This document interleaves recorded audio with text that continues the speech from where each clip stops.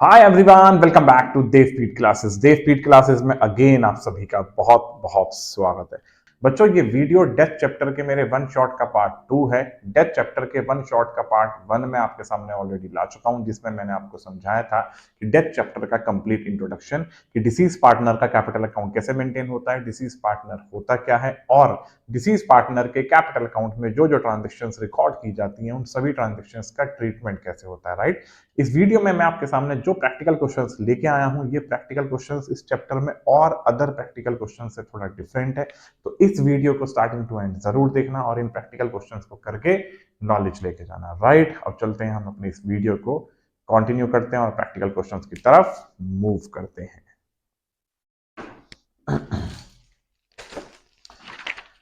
First practical question क्या कहता है? निर्मला, दिविशा और सारा तीन पार्टनर हैं, तीनों के रेशो 3:4:3 है। बुक्स क्लोज होती है 31 मार्च एवरी ईयर को और सारा एक्सपायर हो जाती है 1 फरवरी 2022 को। तो यानी कि सारा करंट ईयर में सिर्फ और सिर्फ 10 महीने तक ही रही थी। As per the partnership deed, सारा के एग्जीक्यूटर को उसके प्रॉफिट में, जो उसका प्रॉफिट में हिस्सा बनता है, वो उसके एग्जीक्यूटर को दिया जाएगा till the date of death, death की डेट तक, on the basis of sales turnover. लेकिन ये जो शेयर ऑफ प्रॉफिट सारा का कैलकुलेट किया जाएगा, ये सेल्स के बेसिस पे किया जाएगा। मैंने अपनी फर्स्ट वीडियो में आपको ऑलरेडी समझाया था कि इस पूरे चैप्टर में सबसे मोस्ट इंपॉर्टेंट जो कैलकुलेशन होती है या जो अमाउंट होता है, वो डिसीज पार्टनर का शेयर ऑफ प्रॉफिट होता है, जिसे कैलकुलेट करने के 3 तरीके होते हैं, या तो लास्ट ईयर के प्रॉफिट के बेसिस पे, या एवरेज प्रॉफिट पे, या सेल्स के बेसिस पे। सेल्स दे रखी है वो प्रीवियस ईयर की 31 मार्च 2021 की 10 लाख रुपीज, और उसी ईयर का प्रॉफिट दे रखा है 1,20,000। अब आगे एक मोस्ट इंपॉर्टेंट लाइन लिखी गई है, sales show a positive trend of 20% and percentage of profit earning is reduced by 2%। Sales जो है वो शो करती है पॉजिटिवली हर साल 20% का इंक्रीज होना, और जो प्रॉफिट कमाया गया है उस प्रॉफिट में 2% की कमी आ रही है। राइट, और आपसे बोला गया है कि आपको इसकी वर्किंग प्रॉपर्ली करनी है और इसकी जर्नल एंट्री पास करके दिखानी है। पहले हमने फॉर्मेट बनाया जर्नल एंट्री का, ठीक, इतना फॉर्मेट काफी है। उसके बाद वर्किंग नोट पे आ जाओ, कैलकुलेट सारा शेयर ऑफ प्रॉफिट। सारा का शेयर ऑफ प्रॉफिट कैलकुलेट करना है। सेल्स के बेसिस पे क्या तरीका होता है, ध्यान से देखना। Rate of profit to sales into current year sales up to date of death into his share। Rate of profit to sale को कैसे कैलकुलेट करेंगे, यहां वर्किंग नोट में आपको समझाता हूं। इसका फॉर्मूला होता है last year profit upon last year sales into 100। Last year का प्रॉफिट कितना हुआ है, 1,20,000 और सेल्स है 10 लाख।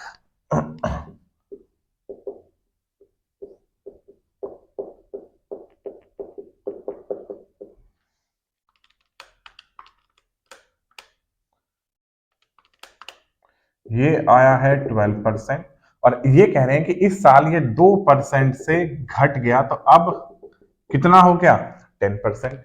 तो rate of profit to sale के प्लेस पे क्या आ गया, 10%। करंट ईयर की सेल की बात कर रहे हैं, ये जो सेल्स है हर साल 20% इंक्रीज होती है। लास्ट ईयर की सेल 10 लाख थी, इसका 20% जोड़ दिया, प्लस 2 लाख, 20% जोड़ के 12 लाख बनता है। तो यहां कितना आ गया, 12 लाख इंटू हिज शेयर। सारा का शेयर कितना है, 3/10। अमाउंट फाइंड आउट करते हैं बस।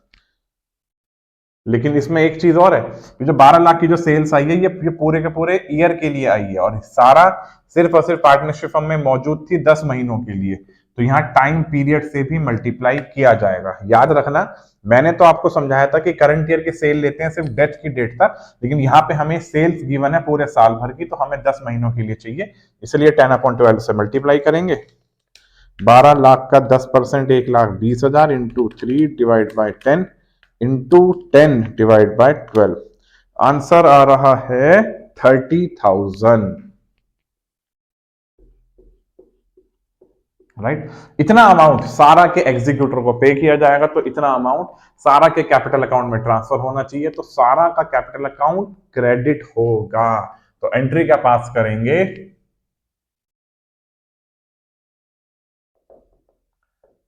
Profit and loss suspense account debit to सारा कैपिटल अकाउंट। राइट, तो आई होप इस प्रैक्टिकल क्वेश्चन के थ्रू आपको डेफिनेटली समझ में आया होगा कि डिसीज पार्टनर का शेयर ऑफ प्रॉफिट कैसे फाइंड आउट किया जाता है। अब चलते हैं नेक्स्ट क्वेश्चन की तरफ। प्रैक्टिकल क्वेश्चन क्या कहता है, the balance sheet of X Y and Z as at 31 March 2023। इस प्रैक्टिकल क्वेश्चन में सबसे खास बात क्या है कि मैं इस प्रैक्टिकल क्वेश्चन में आपको समझाऊंगा कि लोन अकाउंट बनता कैसे है। राइट, तो ये प्रैक्टिकल क्वेश्चन जरूर देखना और लोन अकाउंट कैसे बनता है इस चीज को भी सीखना। ये बैलेंस शीट आपके सामने कुछ इंफॉर्मेशन गिवन है। फिर क्या कह रहे हैं, the profit sharing ratio was 3:2:1। Z died on 31st of July 2023 and the partnership deed provides that Z expire हो गया और ये पार्टनरशिप इसके बारे में इंफॉर्मेशन प्रोवाइड कर रही है। Goodwill is to be calculate on the basis of 3 years purchase of the 5 years average profit, और प्रॉफिट दे रखा है पिछले 5 सालों का, 2023 का 24,000, 22 का 16,000, 21 का 20,000, 20 का 10,000, 19 का 5,000। ठीक, डिसीज पार्टनर का जो share of profit find out करना है वो प्रीवियस ईयर के प्रॉफिट पे फाइंड आउट करना है, यानी प्रीवियस ईयर 2023 जिसका प्रॉफिट है 24,000। राइट, तो फिर क्या कहते हैं, एसेट्स रीवैल्यूड और ये स्टॉक इतना, डेटर इतना, फर्नीचर इतना, प्लांट एंड मशीनरी इतना, बिल्डिंग इतना, और bills receivable 600 was found worthless, और जो बिल्स रिसीवेबल है वो 600 रुपए से कम पाए गए। सम ऑफ रुपीज 12,233 यानी 12,233 जेड के एग्जीक्यूटर को इमीडिएटली पे किए गए हैं, और जो पैसा बच गया वो 2 इक्वल इंस्टॉलमेंट में जेड के एग्जीक्यूटर को पे किया जाना है 10% के इंटरेस्ट के साथ। आपसे बोला गया जर्नल एंट्री पास करके दिखाओ और जेड का एग्जीक्यूटर अकाउंट बना के दिखाओ। आपसे इस पूरे के पूरे क्वेश्चन में 2 चीजें बनाने के लिए बोली हैं, एक तो जर्नल एंट्री। अब ध्यान से देखना, जो मैं आपको बात बोलूंगा, आपको जेड का एग्जीक्यूटर अकाउंट बनाना है, तो जेड का एग्जीक्यूटर अकाउंट बनाने के लिए उस अमाउंट को फाइंड आउट करना जरूरी है जो अमाउंट इस एग्जीक्यूटर के अकाउंट में क्रेडिट साइड में आता है, जितना अमाउंट एग्जीक्यूटर को पे करना है। तो वो अमाउंट कैलकुलेट करने के लिए वर्किंग नोट बनाना पड़ेगा। इस वर्किंग नोट में हम क्या बनाएंगे, जेड कैपिटल अकाउंट। तो जेड के कैपिटल अकाउंट को भी जरूर मेंटेन करना पड़ेगा भाई, क्यों जी, एग्री करते हो? बिल्कुल करते हैं जी, बिल्कुल करते हैं सर जी, बिल्कुल करते हैं। अब आपके सामने क्वेश्चन के अंदर क्या हो रहा है, एसेट्स फ्लक्चुएट हो रही है। अगर एसेट्स फ्लक्चुएट होगी तो रीवैल्यूएशन अकाउंट भी जरूर बनेगा। Working note to revaluation account का फॉर्मेट बन गया। अब चलते हैं प्रैक्टिकल क्वेश्चन में। सबसे पहले आपको करना क्या है, गुडविल की कैलकुलेशन करनी है। गुडविल की कैलकुलेशन करने के लिए बोर्ड में हमारे स्पेस है नहीं, कोशिश करते हैं, चलो।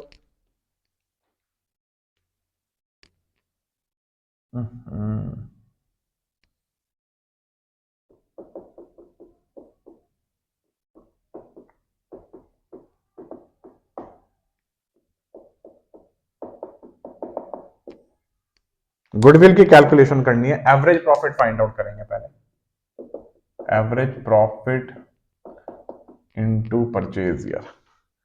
एवरेज प्रॉफिट कैसे आएगा, इन सभी 5 ईयर्स के प्रॉफिट का सम करते हैं।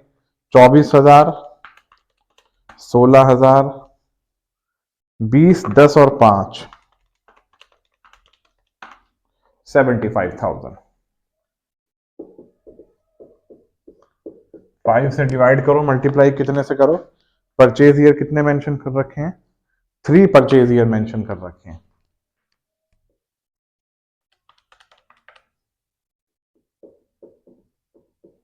$45,000। अब इसका ट्रीटमेंट करना है। 3 पार्टनर के क्या नाम है? XYZ, और ओल्ड रेशो है 3:2:1 और कोई न्यू रेशो गिवन नहीं है और Z एक्सपायर हुआ है। ध्यान से देखना गुडविल का ट्रीटमेंट।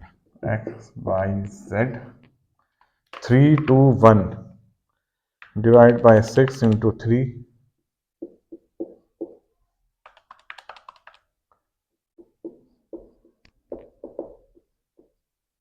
Z एक्सपायर हो गया। तो अब देखो मैंने किया क्या है कि पहले इस 45,000 को तीनों के ओल्ड रेशो में बांट दिया, फिर इसी 45,000 को बाकी रिमेनिंग पार्टनर्स के न्यू रेशो में बांटूंगा। अब Z चला गया तो Z के जाने के बाद X और Y का न्यू रेशो वही माना जाएगा जो इनका ओल्ड रेशो था। तो ये 3:2 इनका न्यू रेशो माना जाएगा। 45,000 को 5 से डिवाइड करा इंटू 3, 27,000 इंटू 2, 18,000। 27। अब 18,000 में से 15,000 माइनस करो। ये तरीका बहुत इजी तरीका है, इसी तरीके को फॉलो कर लेना, कैलकुलेशन मिस्टेक नहीं होती। अब न्यू में से ओल्ड वाला माइनस किया करो अमाउंट। तो 18,000 में से 15,000 माइनस कर दिया 3,000, इसमें से इसे माइनस करो 7,500 माइनस के 27,000 में से 22,500 गए 4,500 प्लस के। एक्स और वाई को डेबिट करेंगे और जेड को क्या करेंगे? क्रेडिट। तो यहां पे क्या आएगा? By X capital by Y capital 4,500 3,000। पहला ट्रीटमेंट तो खैर कंप्लीट हुआ। सेकंड ट्रीटमेंट क्या कह रहे हैं? हमें इसका share of profit find out करना है प्रीवियस ईयर के प्रॉफिट के बेसिस पे। अब प्रीवियस ईयर के प्रॉफिट के बेसिस पे फाइंड आउट करने के लिए यहां इसे रब करते हैं। इसका स्क्रीनशॉट ले लेना कि मैंने गुडविल का ट्रीटमेंट कैसे किया। ठीक, working note 4, calculate Z share of profit. ये क्या कह रहे हैं? लास्ट ईयर के प्रॉफिट पे करना है। Last year profit into his share into time period. ठीक है, लास्ट ईयर का प्रॉफिट देखते हैं। 2023 का प्रॉफिट कितना है? 24,000। इसका शेयर कितना था? 3:1 यानी 1/6। टाइम पीरियड देखते हैं कि पर्सन एक्सपायर कब हुआ है? 31 जुलाई। तो अप्रैल मई जून जुलाई 4 महीने लिए जाएंगे क्योंकि जुलाई का भी का पूरा मंथ काउंट हो रहा है। 24,000 को 6 से डिवाइड करा इंटू 4 डिवाइड बाय 12, तो ये आ गया 1,333.33। किस नाम से आएगा? By P&L suspense. ठीक, आगे चलते हैं। सेकंड कैलकुलेशन क्या है? एसेट्स रीवैल्यूड हो रही है। स्टॉक कितना हो गया? 10,000। पहले स्टॉक कितना था? 9,000 का। अब स्टॉक हो गया 10,000 का। 1,000 से स्टॉक इंक्रीज हो गया। एसेट्स इंक्रीज होती है तो रीवैल्यूएशन अकाउंट क्रेडिट। तो स्टॉक में आ गया 1,000 रुपए। आगे चलते हैं। डेटर्स 15,000। पहले डेटर कितने के थे? 16,000 के। अब डेटर हो गए 15,000 के। तो डेटर 1,000 रुपए से घट गए। तो यहां आ गया 2 डेटर 1,000। उसके बाद चलते हैं फर्नीचर। आ जाओ 1,500। पहले फर्नीचर कितना था? 2,000 का। अब फर्नीचर आ गया 1,500 का, तो 500 से कम हो गया।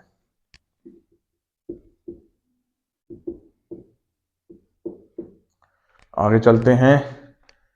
फर्नीचर के बाद क्या है? Plant and machinery. Plant and machinery कितने की हो गई? पहले कितने की थी? 6,500 की, और अब 5,000 की हो गई। तो 1,500 से कम हो गई।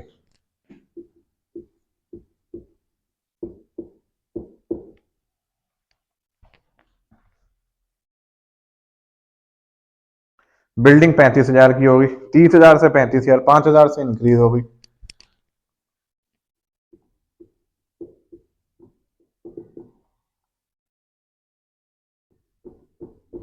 ठीक, बिल्डिंग पहले 30,000 की थी, अब 30,000 से 35,000 हो गई।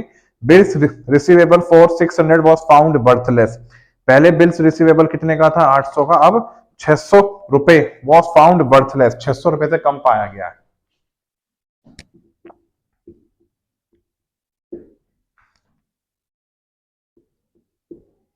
अब इसे क्लोज करते हैं।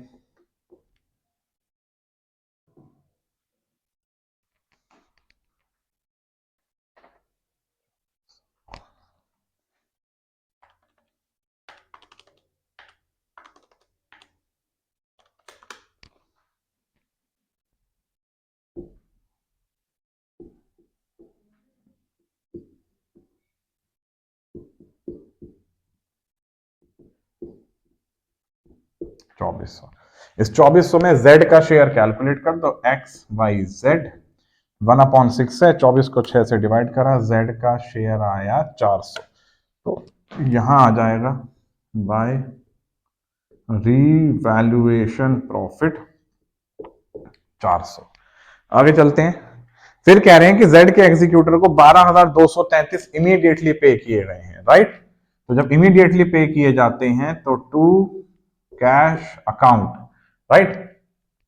बल्कि एक काम करते हैं, इस कैश अकाउंट को भी यहां मेंशन नहीं करते, या चलो आप यहां पे भी मेंशन कर सकते हो और उसके एग्जीक्यूटर के डेबिट साइड में भी मेंशन कर सकते हो, ठीक है। तो कैश के नाम से 2233, ठीक, 2233 जेड के एग्जीक्यूटर को इमीडिएटली पे कर दिए गए। अब कोई एडिशनल इंफॉर्मेशन नहीं है। इसके बाद चलते हैं स्टार्टिंग से, बिल्स पेबल का इसमें कोई रोल नहीं है, ईपीएफ का कोई रोल नहीं है, डब्ल्यूसीआर और जर्नल रिजर्व 6000 डब्ल्यूसीआर भी यहीं आएगा बाय WCR और बाय जनरल रिजर्व, ठीक। तो ये कितना आ गया, 1000। उसके बाद लोन का कोई रोल नहीं है, कैपिटल आ जाओ, जेड की कैपिटल 12,000 है बाय बैलेंस BD।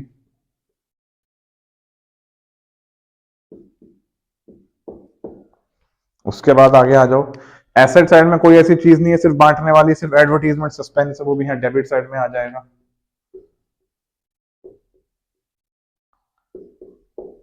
1000,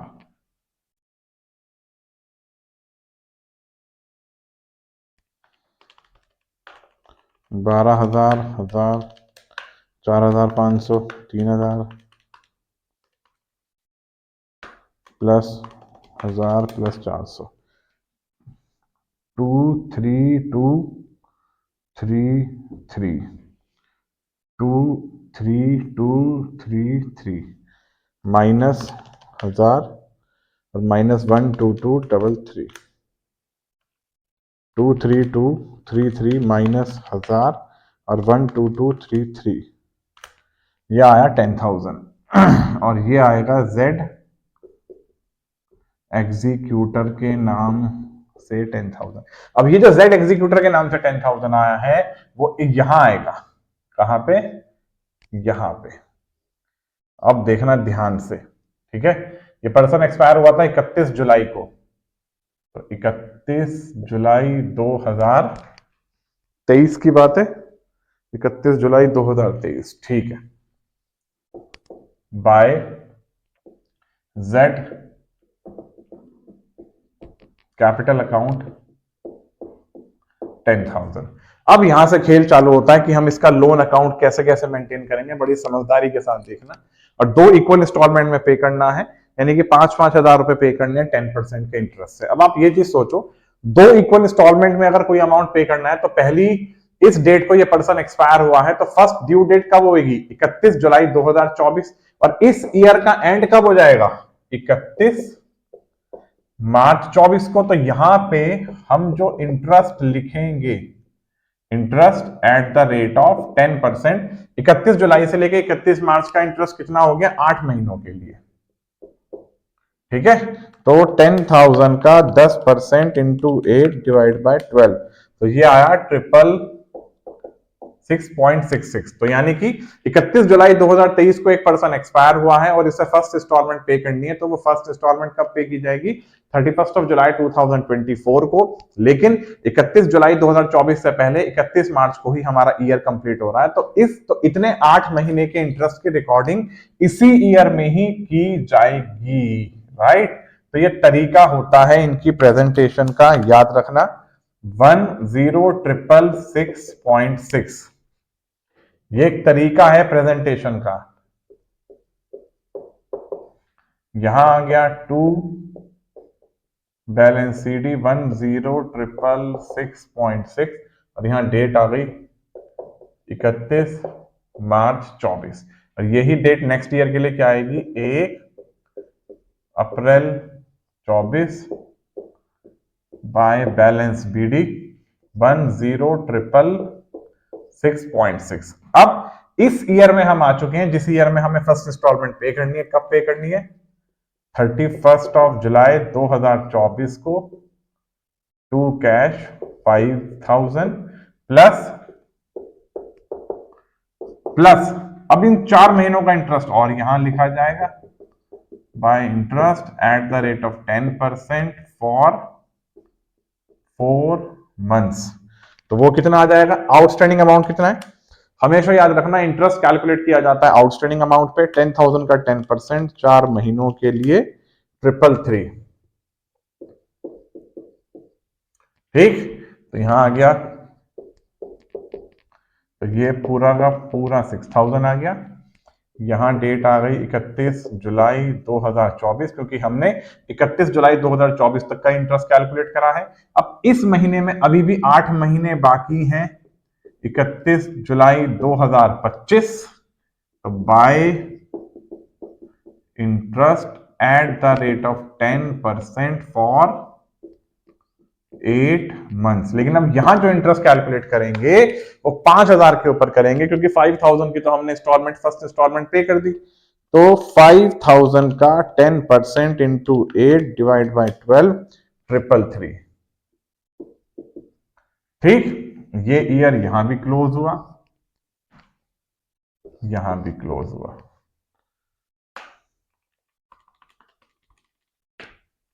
10666.6 11333.3 11333.33 माइनस 6,000 कितना आया?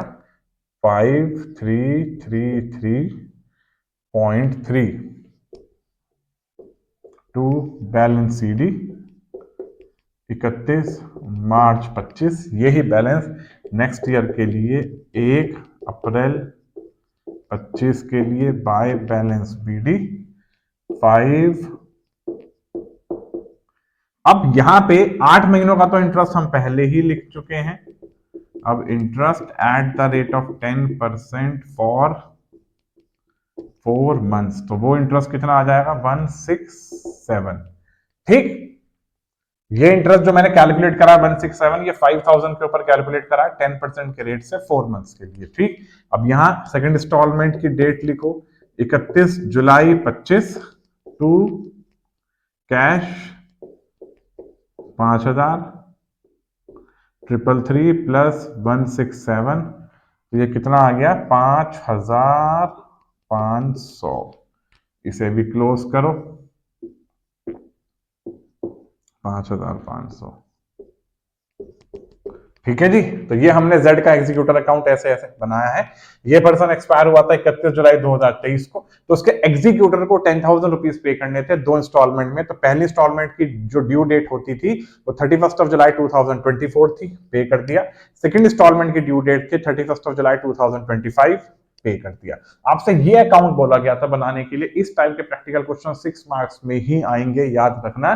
तो मैंने जो स्टार्टिंग में जो फॉर्मेट बनाया है, ये फॉर्मेट जर्नल एंट्री का है, ये एग्जीक्यूटर अकाउंट का है।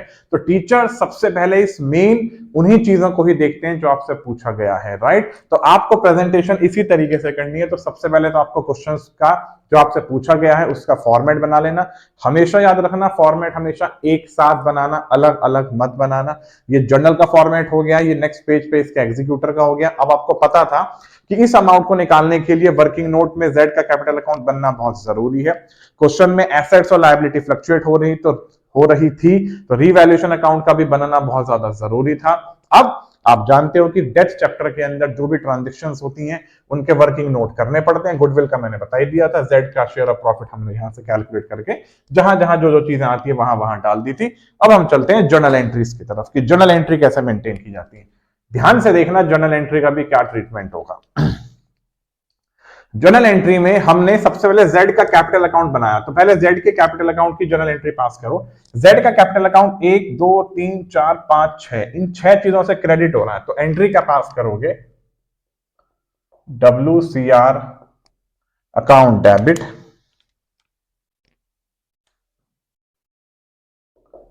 जनरल रिजर्व अकाउंट डेबिट,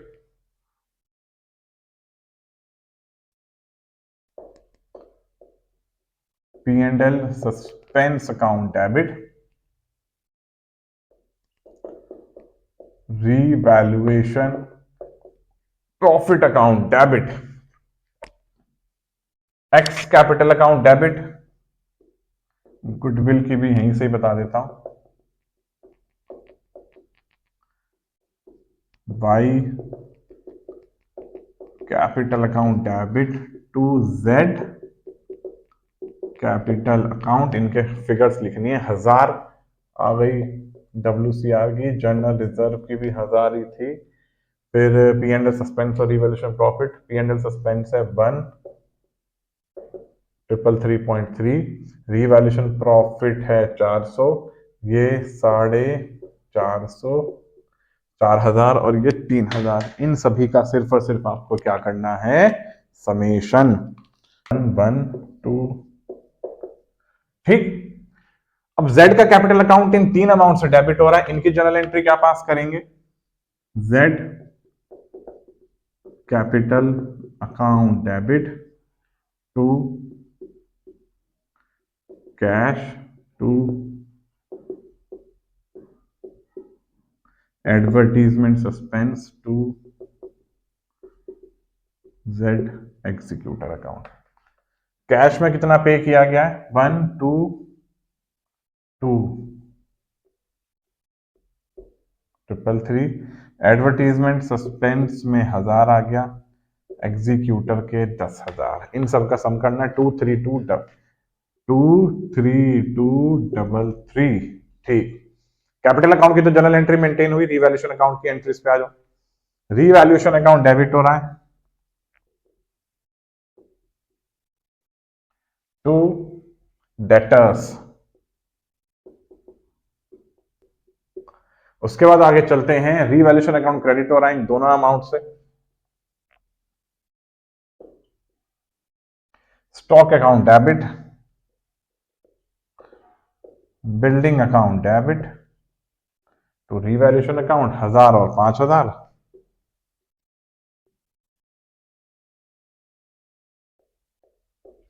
तो ऐसे ऐसे हम लोग जर्नल एंट्रीज मेंटेन करते हैं, इस बात को जरूर याद रखना। अब जो जर्नल एंट्रीज रह गई वो सिर्फ और सिर्फ जेड के एग्जीक्यूटर अकाउंट की रह गई। मैं आपके सामने वर्बली बोल रहा हूं, मेरी बातें बड़ी समझदारी के साथ सुनना। जेड का एग्जीक्यूटर अकाउंट इस इंटरेस्ट से क्रेडिट हो रहा है, तो इस इंटरेस्ट की जर्नल एंट्री क्या पास करेंगे, interest account debit to Z executor account 666.6 ठीक, नेक्स्ट ईयर के लिए आ जाओ, इसके अमाउंट को इन दोनों अमाउंट से समेशन करेंगे। ठीक है, तो यानी कि जेड का एग्जीक्यूटर अकाउंट इंटरेस्ट के इन दोनों अमाउंट से क्रेडिट हो रहा है, तो एंट्री क्या होगी, interest account debit to Z executor account, और इन दोनों अमाउंट को समेशन करके 666.66 और interest account debit to Z executor account 666.6 ठीक है। जेड के एग्जीक्यूटर अकाउंट की डेबिट साइड में हमने जेड के एग्जीक्यूटर को 6000 पे किए हैं, तो इसकी एंट्री क्या होगी, Z executor account debit to cash account 6000। मैं जैसे जैसे बोलता हुआ चल रहा हूं, आप नोट डाउन करते हुए चलना। नेक्स्ट एंट्री पे आ जाओ, यहां पे जेड का एग्जीक्यूटर अकाउंट इस इंटरेस्ट से क्रेडिट हो रहा है, तो interest account debit to Z executor account 167, और यहां पे एंट्री क्या होगी, Z executor account debit to cash account 5500 right. तो इस तरीके से हम लोग जर्नल एंट्रीज को पास करते हैं, हमेशा याद रखना। ठीक, तो आई होप डेथ चैप्टर के मेरे वन शॉट के पार्ट 2 में मैंने आपको जो प्रैक्टिकल क्वेश्चन कराए हैं, इन प्रैक्टिकल क्वेश्चन के थ्रू आप काफी हद तक समझे होंगे कि डेथ के प्रैक्टिकल क्वेश्चंस को कैसे परफॉर्म किया जाता है। राइट, अब मिलता हूं बहुत जल्द एक और नई वीडियो के साथ, जिस नई वीडियो में हम कुछ एक और नए चैप्टर के क्या वन शॉट लेके आएंगे। राइट, मिलते हैं बहुत जल्द। Thanks for watching and keep watching. Good bye.